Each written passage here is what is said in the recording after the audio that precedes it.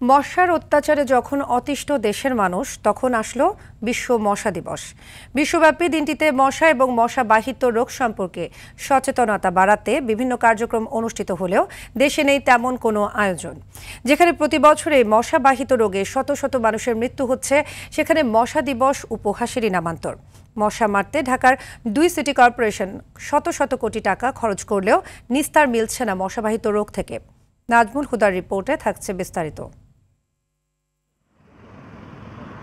দিন কি রাত, আলো বা আধার, 24 ঘন্টাই ঘনবসতির এই নগরে নৃত্যসঙ্গী মশা। অন্ধকারে মশার গুনগুন শব্দ যেমন বিরক্তি আনে, তেমন দিনের আলোয় এডিস মশার কামড় ঝুঁকিতে ফেলে মানুষের জীবন। দিন যতই গড়াচ্ছে ততই নগরের অলিগলি থেকে সর্বত্র দখলে নিচ্ছে মশা। ডেঙ্গু সহ বিভিন্ন মশাবাহিত রোগের বিস্তার রোধে প্রতি বছরই মশার পেছনে মোটা অঙ্কের টাকা ঢালছে ঢাকার 2 সিটি কর্পোরেশন। তথ্য বলছে, চলতি অর্থবছর মশা নিয়ন্ত্রণে বাজেট ধরা হয় 182 কোটি টাকা। গত অর্থ বছরে 165 কোটি টাকা, 2023-24 অর্থ বছরে 128 কোটি টাকা, 2022-23 অর্থ বছরে 83 কোটি টাকা এবং 2021-22 অর্থ বছরে খরচ ছিল 76 কোটি টাকা।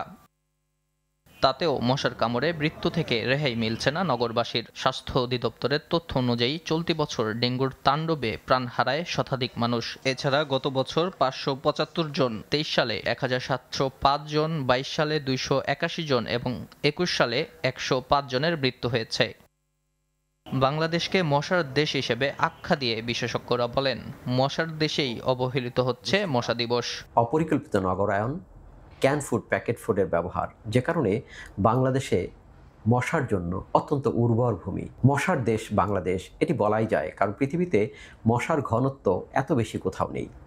বাংলাদেশে ডেঙ্গু, চিকুনগুনিয়া, সম্প্রতি জিকাও ধরা পড়েছে। সঙ্গে রয়েছে ফাইলেরিয়া, জাপানিজ এনসেফ্যালাইটিসের মতো মশাবাহিত অনেক রোগ। এই 20 আগস্ট মশা দিবস তেমনভাবে বাংলাদেশে পালিত হয় না। সমন্বিত ভেক্টর ব্যবস্থাপনা বিভাগ ছাড়া এডিস মশা নিয়ন্ত্রণ করা সম্ভব না বলেও মত দেন বিশেষজ্ঞরা। নাজমুল হুদা, RTV, ঢাকা।